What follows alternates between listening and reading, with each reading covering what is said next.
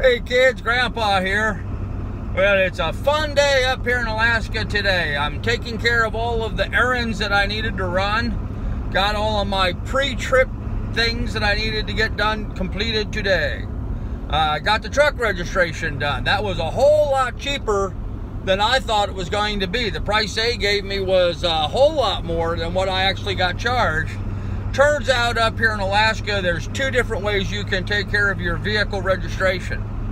You can do an annual registration, which for some reason up here in Alaska is 13 months. Baker's doesn't. I don't know how that works, but whatever. Or you could do a permanent registration, because my truck is, 2001. This is 2017. It's more than 10 years old. So I could have done a permanent registration. Well, I guess the permanent registration cost a whole lot more than the 13-month. And since all I'm going to do with this truck is drive it down to Florida and sell it, it just made a whole lot of sense to me not to do the permanent registration and spend any money I didn't have to spend. So that was a big savings that I didn't anticipate. Miss Lily, on the other hand, well, she's not a happy camper today. Miss Lily got really excited going to the veterinarian and thought the veterinarian was just all kinds of fun because she played with her and she stuck her fingers in her mouth and her ears and her eyeballs and all that kind of stuff, and stuck thermometers, well, you know where. Miss Lily didn't think that was too keen.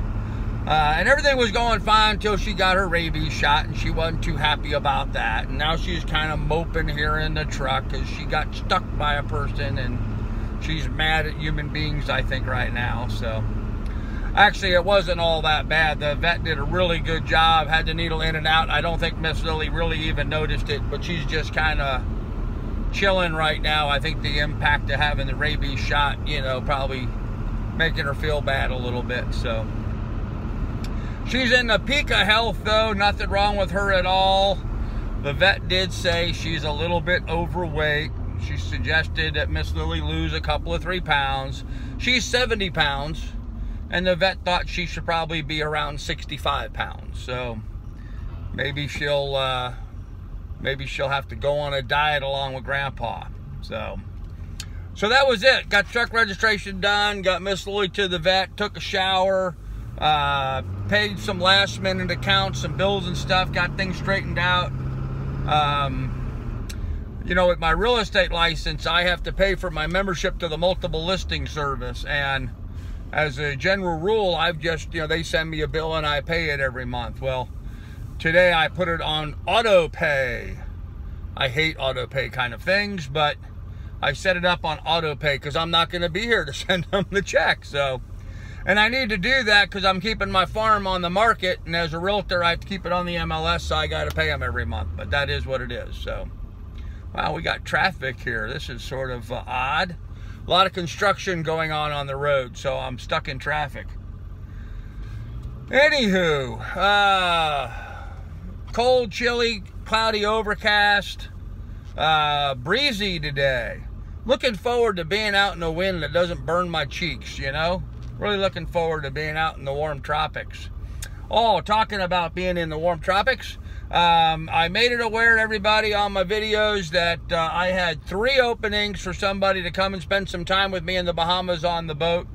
3 opportunities for crewing opportunities. Not a charter. I'm not chartering. I'm not a licensed captain, so this is not a charter. But on a shared expenses basis, somebody can come on board and spend some time with me. There's 3 openings. The deal is, there was 3 openings. 2 of those openings are already taken. There's 1 opening left. And the deal is that you can you can pay $500 for 1 single person for a week on the boat, or you can pay $750 for a couple, for 2 people on the boat.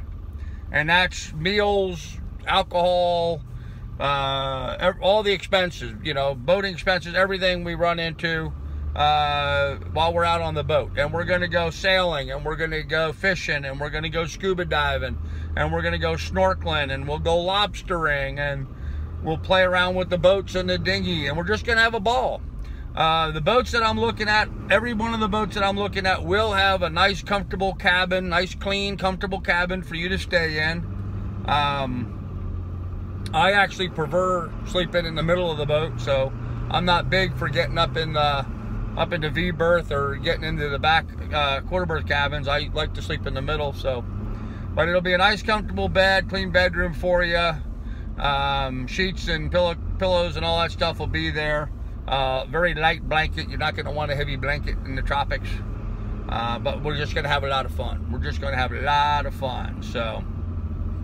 And if you're going to sign up, let me know if you have any food allergies or preferences or that kind of stuff, any special meds you might need access to, those sorts of problems. Ideally, people will be flying into Nassau in the Bahamas. I could pick you up. You could fly into Miami and then catch an Uber or something over to a dock.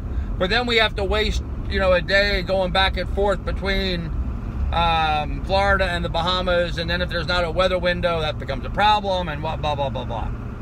If you fly into Nassau, it's a whole lot easier, and we're already in the Bahamas. So you get off the plane, you take an Uber over to the dock, and you're right there.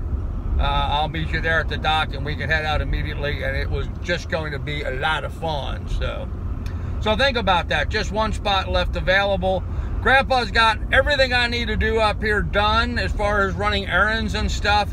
The only thing left for me to do now is clean up some more stuff around the cabin, and then pack and clean the cabin and load the truck.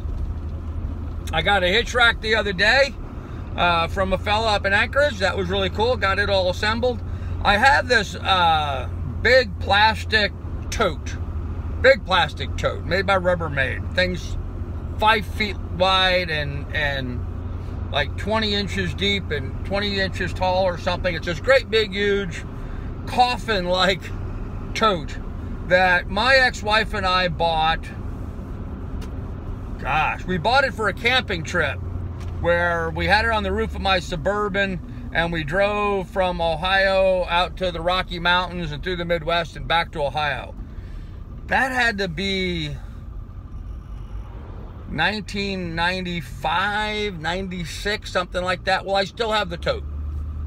And it dawned on me yesterday that tote would fit perfectly in the rack that I got for the back of my truck. And the tote's still in pretty good shape. The handles that lock it are gone, but I'll ratchet strap it down tight anyway, so I don't need those. So I think I'm going to put that on the back and pack all my actual clothes. I want to keep that light, so I'll pack all my clothing in that. And then I've got 2 pack-a-sports that'll sit on top of that, and again, just fill that with towels and linens and that kind of stuff. Really lightweight stuff. And then all the heavy stuff like my fishing gear and my scuba gear and all that stuff's going to go here into the back of the truck. Camera gear, anything of value.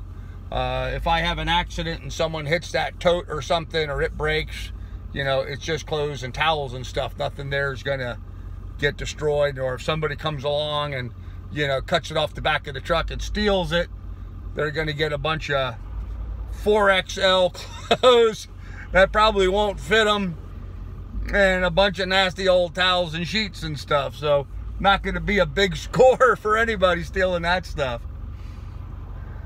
Yeah, that'd be kind of funny. But so anyhow, that's what it looks like I'm going to do. And geez, I may only have 2 or 3 days of cleaning up stuff around the cabin. There's a couple of greenhouses I need to cut up and clean up and get out of there. And I've got a lady coming over looking at some dog boxes that my daughter had left there that I got to get gone. She might buy those, so I don't know. Who knew? I might do something different. I might. So, I don't know. I'm still short. I got to get this one more crew opportunity sold to provide me with the funds. If I have that done, then I know I got enough money to make it to Florida or to Maryland or to New Jersey or where I'm going, to Texas. I'm not telling you where I'm going until I get there and I'm on the boat.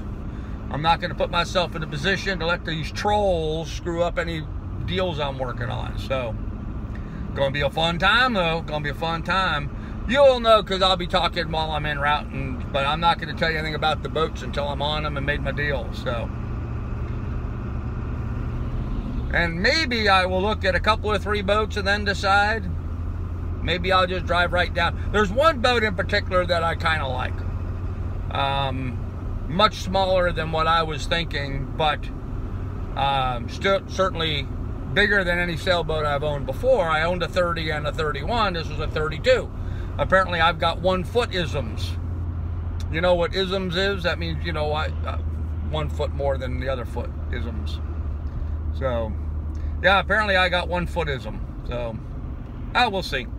Anyhow, I'm going to sign off here. I got to get home and get packing and cleaning up and get this show on the road.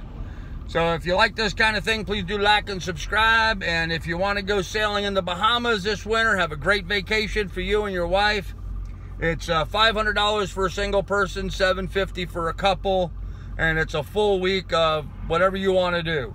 Sailing, scuba diving, spearfishing, lobstering, whatever, you know. Or you can just, you know, park your butt in the sand with a cold beer in your hand, and that would be fine too. There you go. I like that. Butt in the sand with a beer in your hand. Let's do that, okay? Anyhow, talk to you guys later. Ciao, baby.